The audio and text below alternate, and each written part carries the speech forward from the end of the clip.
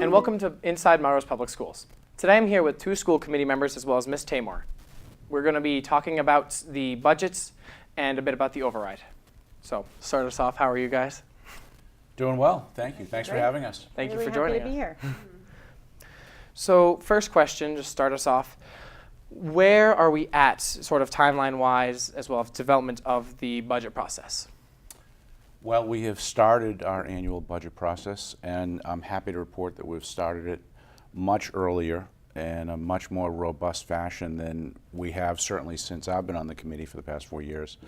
And I think sooner in a more comprehensive way in the 20 years that I've been here in Melrose watching this.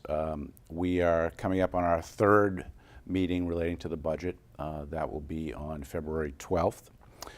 And so far, the superintendent has provided her annual budget message. And most recently, on January 29th, the superintendent and our director of administration and finance, under the guidance of Ms. McAndrew as finance chair, presented a fairly comprehensive overview of the budget itself and the process going forward.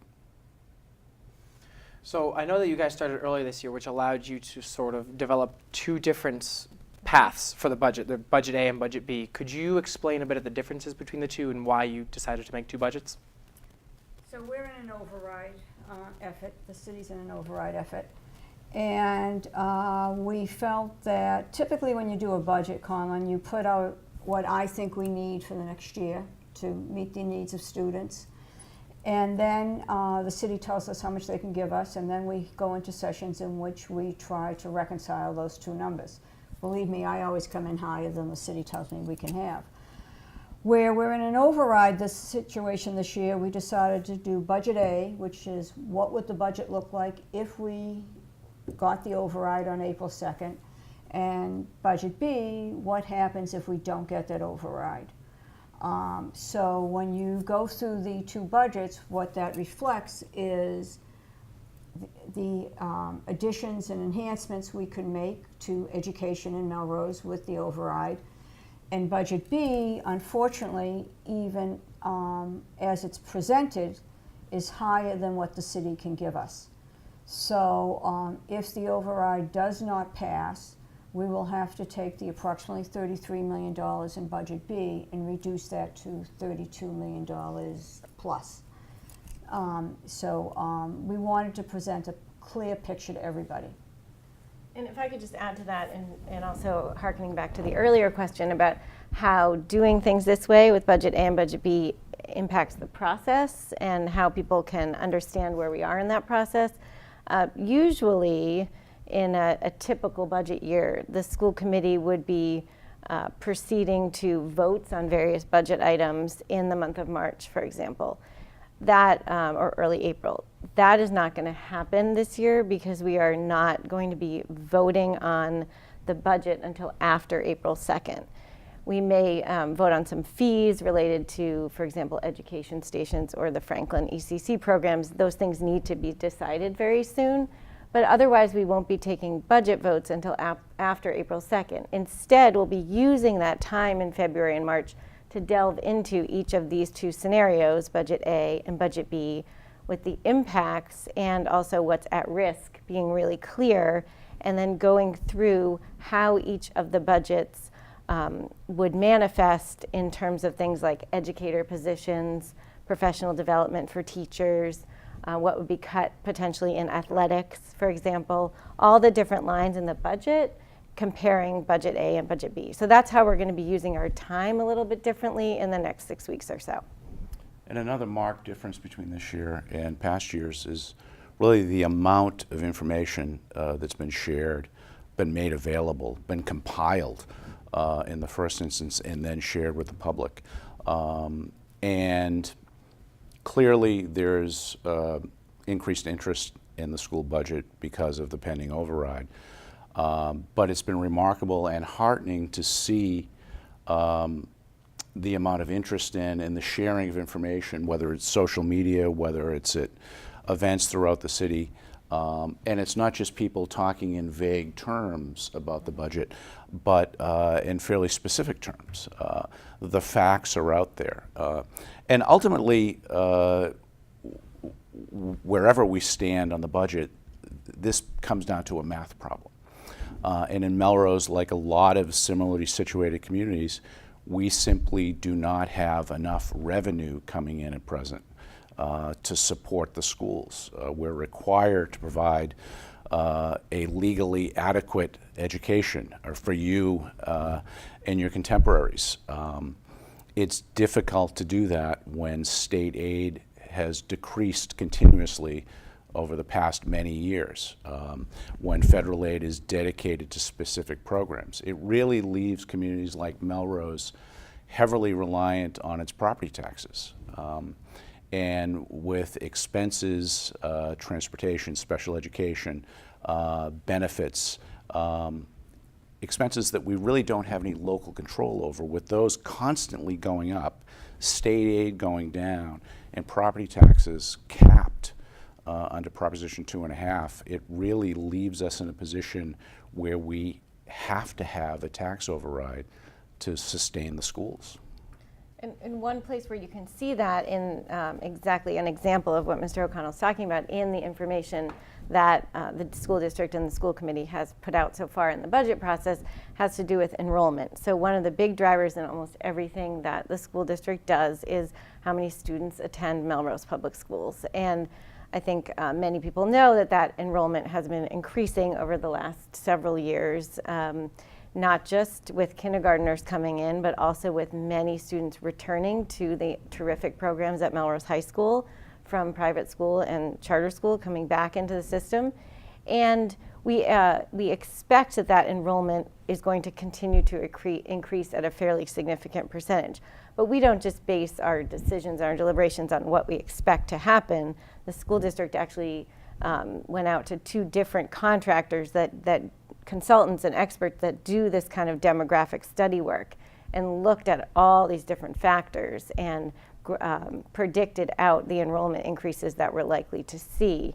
And that information is available to the public. So I think we know we have enrollment increases. We know we have cost increases, as Mr. O'Connell said, and we know we have other challenges related to that around space and other things. So the override and therefore the budget process is really about known challenges that we have, not about predicting the future or crystal ball. It's really about known needs and challenges we have right now.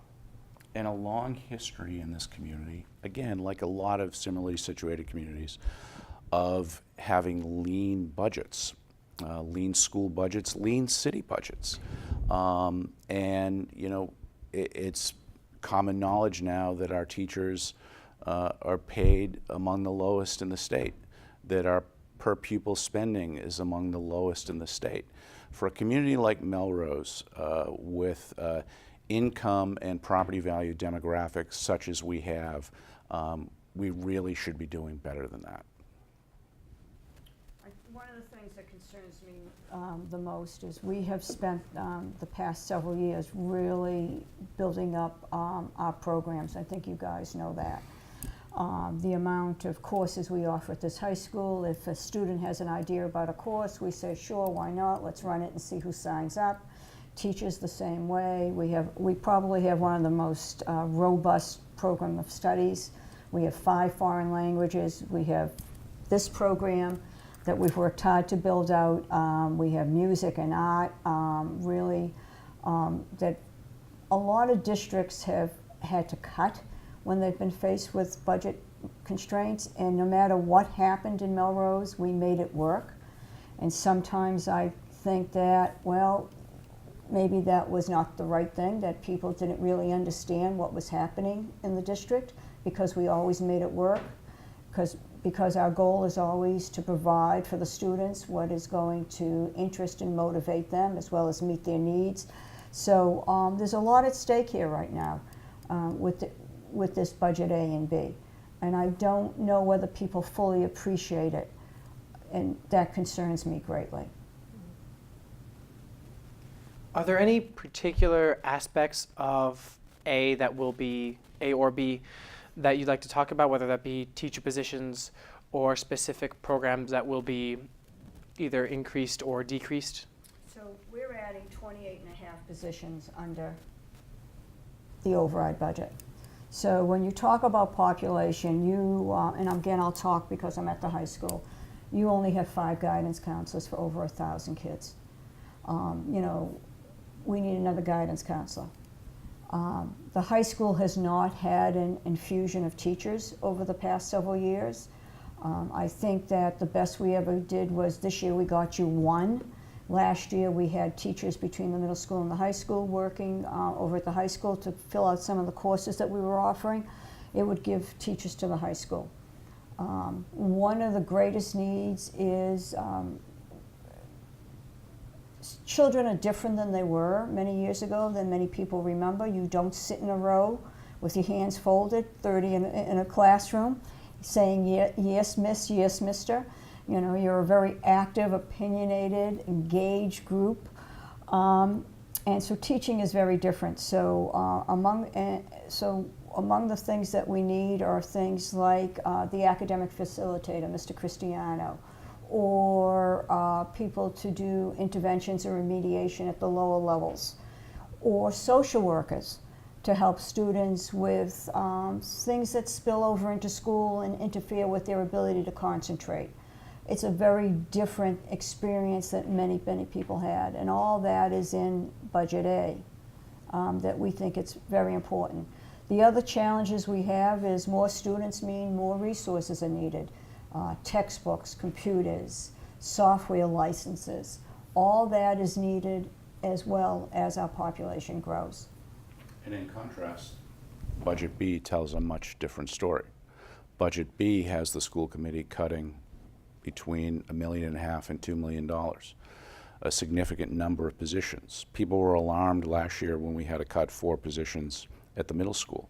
That will seem like nothing if we have to proceed with Budget B this year.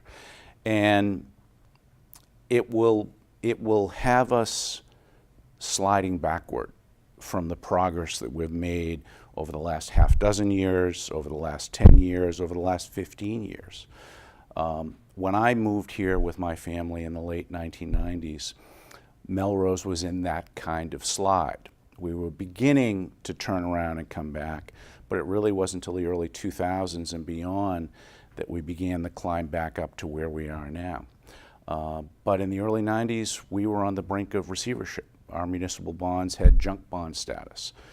There was a reason why home prices and the quality of life in Melrose was what it was in the 1990s as compared to what it is now. We're in a much better, stronger, more viable place now than we were then. But we will surely begin that slide back if we have to make cuts on the order of $2 million to our school budget. And people don't always understand that when we're talking about the school budget, it has such a huge impact on what happens in our city. It is truly an economic driver. It has a dramatic effect on home values. It has a dramatic effect on local economic development, and ultimately it has effect on the quality of life in our city.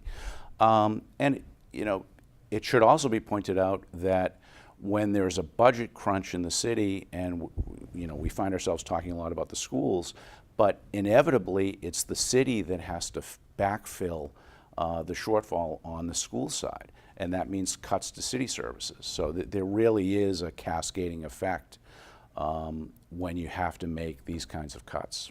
So I think most people don't understand is the state sets a number for the city. It's called net school spending. It's the minimum amount the city has to give us. And if they don't, they can't set their tax rate. So what happens is they have to give us that money, and if they don't have it set aside for the schools, they'll take it from the library, Department of Public Works, some other department, because that is a commitment they must keep. So it's not just about the schools, as Mr. O'Connell said. We really are intertwined very closely. And what many people don't understand is our buildings are maintained by the Department of Public Works. So to balance the current year's budget that we're in, they took $75,000 from the Department of Public Works and gave it to the schools. Well, that's basically taking it out of my right pocket and putting it in my left pocket, because I depend on them to maintain our buildings, do repairs, do cleaning, things like that. And I agree. I am concerned about every single thing that that Ms. Tamor and Mr. O'Connell have mentioned. I would just add a little bit of, as a parent in Melrose Public Schools, I have 2 kids at the middle school and 1 elementary school student, what that looks like, what Budget B looks like to me, and I think that's something that's really keeping that perspective really real for people is important. When I read Budget B and look at the details, to me it looks like bigger class sizes across the district, including in this building where you already have, as you know, many sections with over 28 students. There'll be more of that. There'll be bigger class sizes at the elementary schools, for sure, because we know we have growing enrollment there. We have several schools that have large classes moving through, and every class below them is also large. So if you're not adding a teacher to the top of that wave every single year, that's a problem, because you'll just have to absorb those kids across other classrooms. It looks like probably losing additional teachers at the middle school, which would move us less from a team model, which has really served Melrose and Melrose kids quite well, to more of a traditional junior high model where you get a schedule and that's what you do.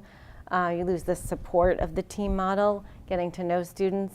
It looks like a lot less support for educators, and they're already doing a lot with a little. So fewer paraprofessionals, that's less substitute coverage. We already have a challenge with that here, as you all know, as students in this building. So it looks like a very different education system in Melrose to me as a parent and as a member of the school committee under Budget B than Budget A. And I would just re-emphasize this idea that everything is connected. So if a member of the public sees something like academic facilitator or instructional coach or a reading specialist, and maybe that's not a type of position that you're familiar with because that position with that title didn't exist when you went to elementary school. The ramifications of taking those positions out are really far-reaching. So if you pull out a reading specialist because we can't afford that position anymore at the elementary school, those educators are supporting children with special needs, but they're also supporting regular education students who might be just on the cusp of not needing special services, and they're keeping them up to grade level. When that goes away, those students will falter. They will not receive that support. So they may actually fall below the standard of meeting a regular education curriculum, which means that they will then need special education services. Now, they deserve those services, but those services are also expensive, and they're legally mandated. The district won't have a choice about providing them. So the model we have now has a lot of additional supports that support all students, and they're at risk. That means that the student's education is at risk, but it's not necessarily always a cost savings, even though some people might want to just cross those positions out of the budget. So I would just add that bit of info. What are sort of the next steps for you guys to do in terms of the budgets? You're organizing it a bit more, but before the override, is there anything that we as a community can do to sway either way for the budgets, or that you guys are going to continue to do? So I'll just talk a little bit about the process, and I'm sure the others will add. So as Mr. O'Connell mentioned, we're moving through the school committee meeting agenda and supporting documents from January 29th, which are available on the city's website and the document portal that everyone can access. And also you can follow the Melrose School Committee on Facebook or look on our website to find some of this information. That lays out the agenda for what we're going to be doing pretty much over the next few months, and also talks about the different topics we're going to delve into in each meeting. So on February 12th, we're going to be talking about Budget A and Budget B and what that looks like for staffing at the elementary schools and at the middle school and high school. We'll move through other topics too, like what are called non-salary line items, like professional development funding, technology, materials, supplies. We'll also do athletics and extracurriculars. There are significant cuts there that are at risk, and people want to know about those. So you can look at that agenda and look at the timeline that's in the agenda and all the different topics. If people have questions about one of those topics, they can, of course, come to the meeting. They can watch the meeting on MMTV, or they also record it on Vimeo and put it up after. Or they could also send questions to me.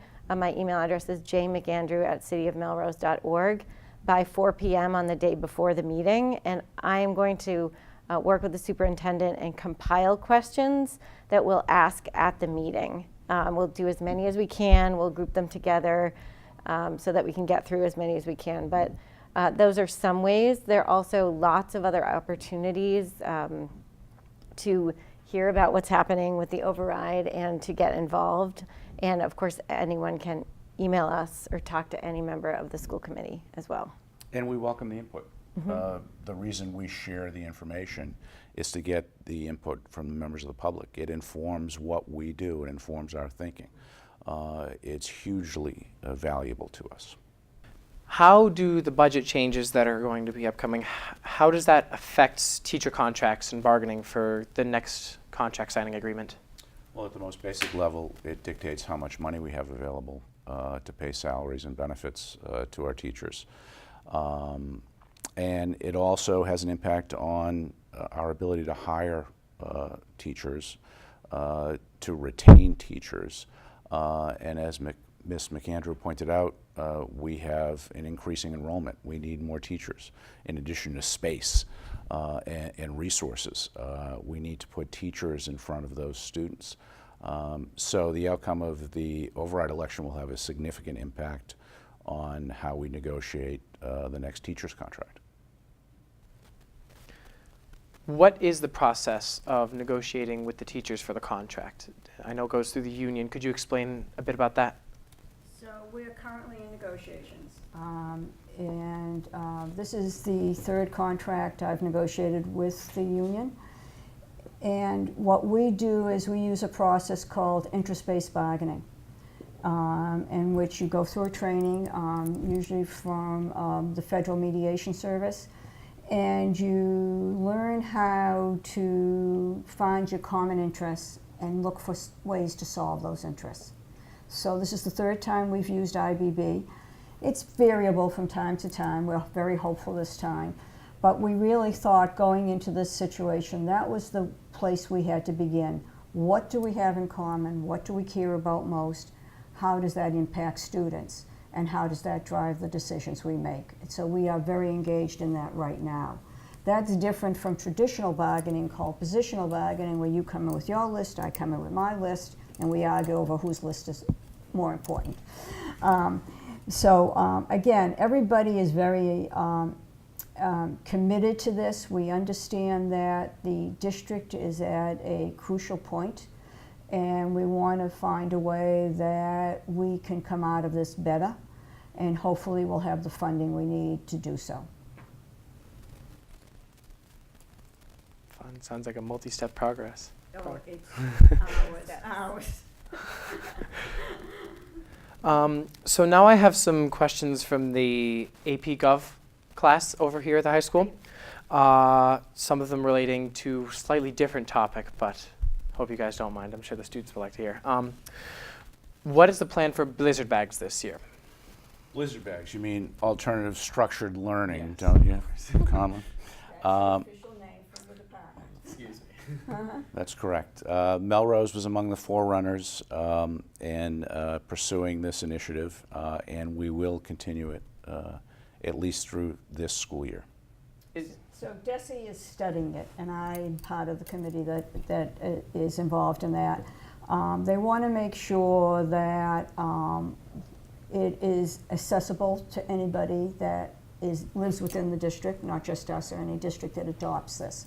So they are doing a little bit of a study around it, but they have okayed it for this year.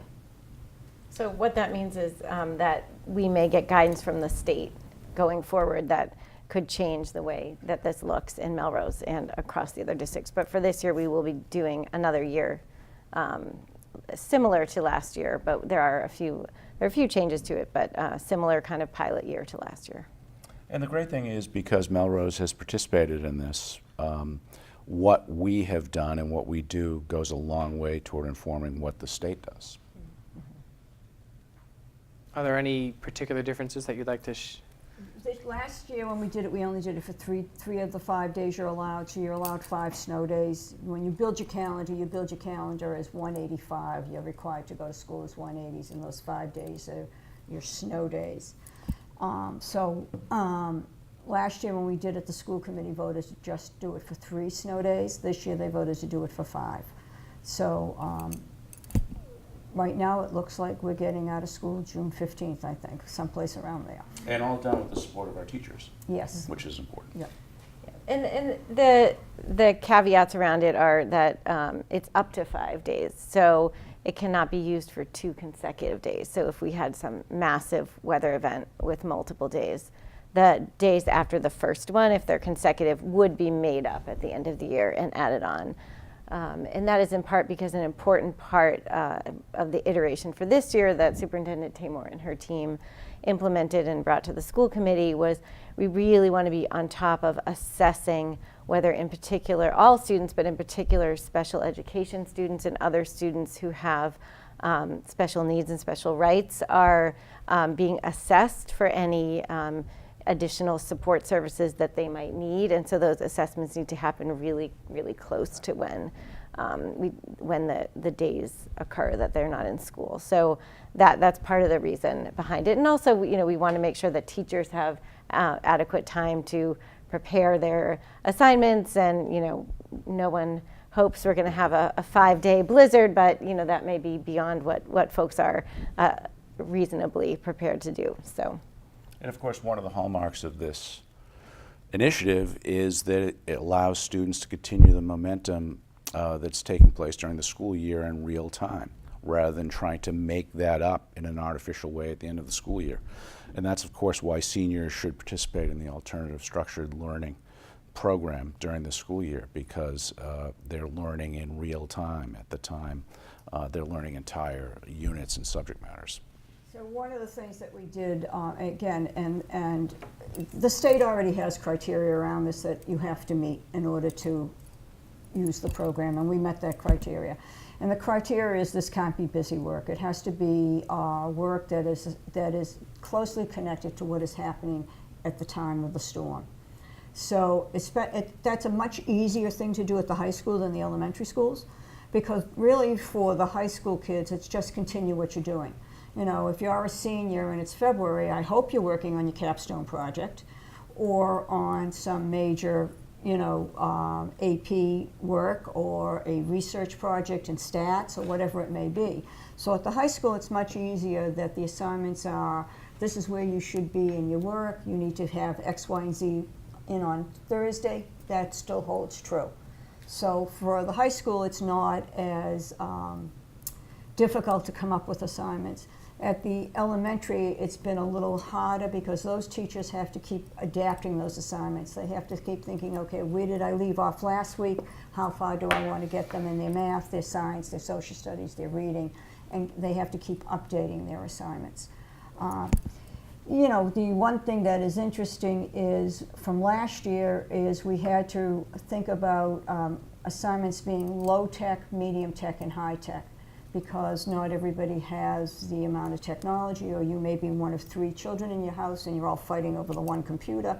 So again, we've tried to build in some of those adjustments. Well, thank you for joining us today. We're just about out of time.